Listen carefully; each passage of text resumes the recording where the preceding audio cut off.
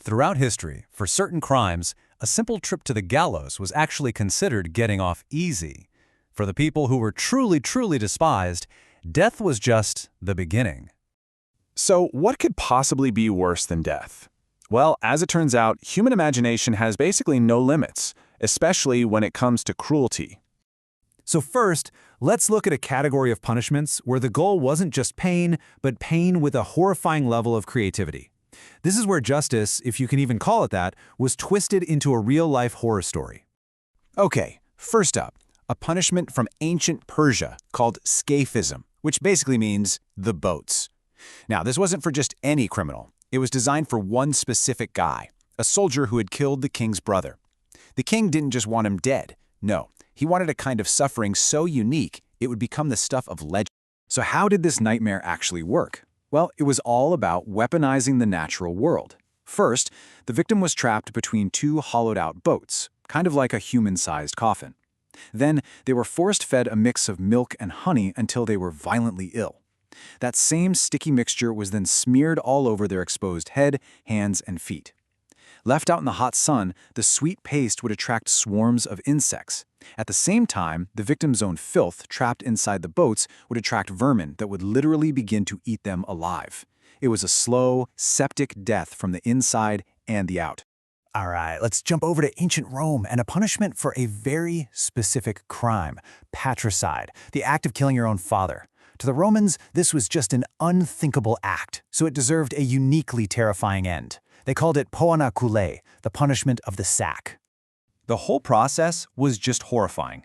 The convicted person was sewn into a big leather sack. But here's the thing, they weren't alone in there. They were joined by a rooster, a venomous snake, a dog, and a monkey. The whole sack was then sealed up and thrown into a river. Can you just imagine the sheer chaos and terror inside that bag as the panicked animals clawed and bit at everything, including the human, in those final moments before they all drowned? Now this brings us to our next theme. You see, some punishments weren't really about the victim at all. They were a performance, a brutal public show designed to send a very, very clear message to anyone who dared to watch. And for that, we have the breaking wheel, a real favorite in medieval Europe. This wasn't for some common thief. Oh no, this was saved for people the authorities considered truly loathsome, and it was designed to be as public and as gruesome as humanly possible. The whole thing was a brutal piece of public theater. First, the executioner would use this heavy wooden wagon wheel to systematically shatter the victim's limbs. Then, those broken, mangled arms and legs were literally woven through the spokes of the wheel. And for the grand finale, the wheel was hoisted up on a pole, leaving the person to die slowly from shock and dehydration, all while being picked apart by birds. It was the ultimate warning. Next up, a punishment so infamous it gave a 15th century Romanian ruler his nickname Vlad the Impaler. But impalement is actually much, much older, going all the way back to ancient Mesopotamia. The method itself is horrifyingly simple. You drive a massive, sharpened stake right through a person's body. But the real point of impalement wasn't just a single execution. It was psychological warfare on a massive scale. Rulers like Vlad would create entire fields of impaled bodies, a literal forest of the dead, as a chilling welcome message to any army thinking about invading. It was a spectacle of pure terror and power. But here's a truly chilling detail. There was a skill to this. See, a clumsy executioner might kill someone pretty quickly by hitting a vital organ. A skilled executioner, however, knew how to thread the stake through the body to avoid them, making the agony last for days. The reported record for how long someone survived this? An unbelievable 8 days.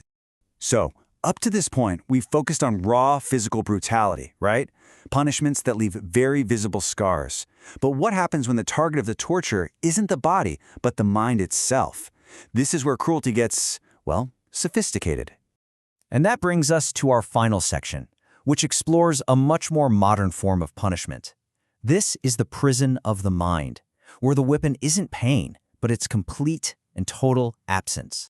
This technique is known as white torture. It's an extreme form of sensory deprivation designed to completely break a person's psyche.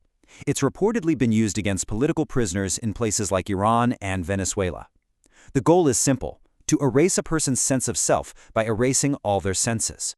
So how does it actually work? Well, the prisoner is submerged in an environment of absolute nothingness. The walls, the floor, the ceiling, all perfectly white. Their clothes are white. Even their food is white, just plain rice on a white plate. Bright lights are on 24/7 to eliminate any shadows, and the cell is completely soundproof. With no color, no texture, no sound, no smell, the mind has zero external input. It has nothing to do but turn on itself and slowly but surely disintegrate. The consequences are just devastating, and they last a lifetime.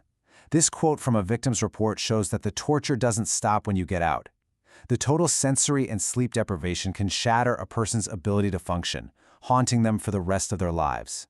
The scars aren't visible, but they run so much deeper. And this brings us to a final, pretty unsettling question. We've gone from breaking bodies on a wheel to breaking minds in a silent white room. So, does that mean humanity has actually become more humane? Or have we just gotten more sophisticated, and maybe even more effective in our cruelty?